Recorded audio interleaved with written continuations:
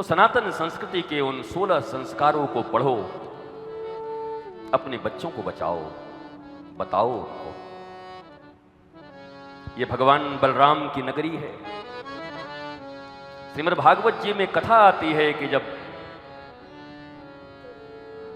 भगवान बलराम और रेवती का विवाह होता है,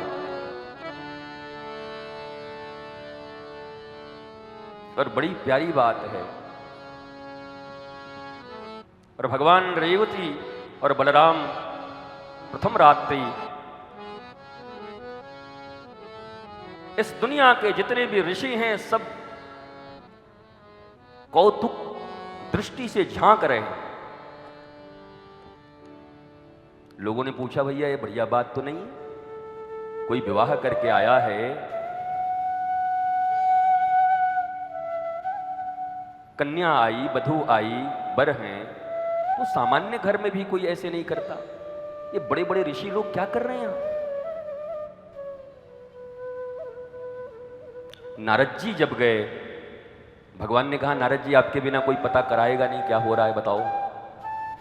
नारद जी ने जब झांक कर देखा है, भगवान बलराम बैठे हैं, रेवती मैया नीचे बैठी हैं, और जिस रात्रि को ये भारतवर्ष अब भोग की रात्रि बना लिया, जिस मनु के स्थान को मनाली बना लिया तुम लोगों ने, भारत की ऐसी तैसी कर दी तुम लोगों ने, सनातन संस्कृति की ऐसी तैसी कर दी तुम लोगों ने, अपने घरों में विदेशियों के संस्कार लाकर, पाश्चात्य संस्कार लाकर भारत की गरिमा और महिमा को समाप्त कर दिया तुम लोगों ने। भगवान बलराम बैठे हैं, मैया रेवती नीचे बैठी हैं, भगवान बलराम की आंखें बंद हैं, माता रेवती की भी आंखें बंद हैं, अश्रुधार बह रहे हैं। जब सारी दुनिया उस रात्रि को भोग की बात करता है, उस समय भगवान बलराम कन्हैया की कथा सुना रहे हैं रेवती को, उस समय योग की चर्चा कर रहे हैं, योगीश्वर की। ये भारत, ये बलराम की भूमि है, ये बलदाऊ की भूमि है। इस संस्कार और संस्कृति की चर्चा भारत में होनी चाहिए। हम इसके लिए बने हैं, पर तुम्हें भी अपने घरों में करना होगा।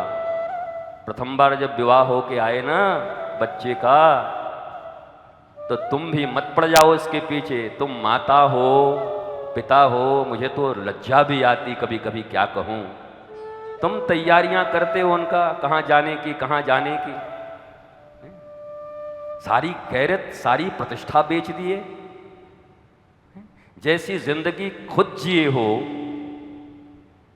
हिप्पियों की तरह, उन अंग्रेजों की तरह, वैसी जिंदगी अपने भारत के संतति को दे रहे हो। जहां ऋषियों का उद्भव हुआ है, जहां की संतानें पूरी दुनिया में पूजी जाती हैं, ईश्वर अवतार लेने को बार बार इस भारत को चयन करता है, वहां तुम अपने घरों में मंदिर बना बना के, पूजन कर करके, जलवा इत्यादि के नाम पर सबको इवेंट बना दिया है, हर पूजा को, हर पाठ को। और उसके बाद तुम्हारे क्रिया और कर्म बिल्कुल सनातन संस्कृति के विपरीत, हिंदू संस्कृति के विपरीत, भगवान के विधान के विपरीत, आनंद के विपरीत। और इसीलिए पागलों की संख्या बढ़ रही है धीरे धीरे, और कोई कारण नहीं। अरे तुम तो प्रारंभ करो अपने घरों में। जरा याद करो, आप जो दादाजी के उम्र के लोग यहां बैठे हैं, आपका भी तो विवाह हुआ होगा। आप कौन सी मनाली गए थे? स्विट्जरलैंड गए थे? क्या क्या भारत की परंपरा थी। बहू जब घर में आती तो कितने दिनों तक तो पहचान होती रहती थी। ये ददिया सास हैं, प्रणाम करिए। ये यहाँ के फूफा जी हैं, इनको प्रणाम करिए। ये बड़े विद्वान हैं, आप यहाँ से आए हैं, प्रणाम करिए। कई दिन, कई रात्रियां पहचान में गुजरती थी अपने संस्कृति की। पता नहीं कहाँ से ये अंग्रेज की औलादें बैठ गई हैं जिन्होंने भारत की संस्कृति को गिरवी रख दिया और अपने खानदानों में डिप्रेशन का रोग पैदा कर दिया। और अब ये लोग मंदिरों में बाबाओं के पास यहाँ वहाँ घूमते चलते हैं, बाबा जी कोई कुछ बांध दो, हमारा बेटा ठीक हो जाए, बाबा जी हमारे घर में बड़ी गड़बड़ी है, कुछ ठीक कर दो। कहाँ से हो जाएगा? संस्कार मानते नहीं, संस्कृति मानते नहीं। 16 संस्कारों का अंतिम संस्कार कर दिया, क्रियाकर्म कर दिया, कहां से होगा तुम्हारे घरों में आनंद?